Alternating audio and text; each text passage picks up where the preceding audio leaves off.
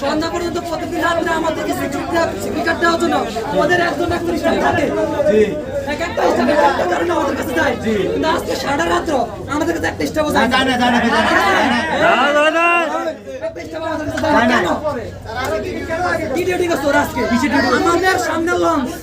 আমাদের সামনে লঞ্চ হাকিমুদ্দিন মারা গেছে।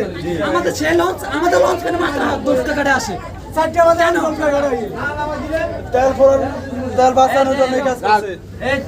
যাদের 500 টাকা করে টিকিট কাটছে আপনারা কেউ পারবেন না। আচ্ছা আপনারা কেউ পারবেন না।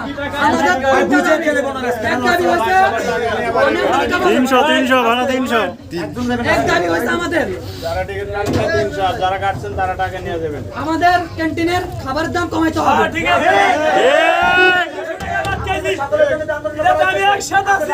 শুধু আমার জন্য করতেছি না।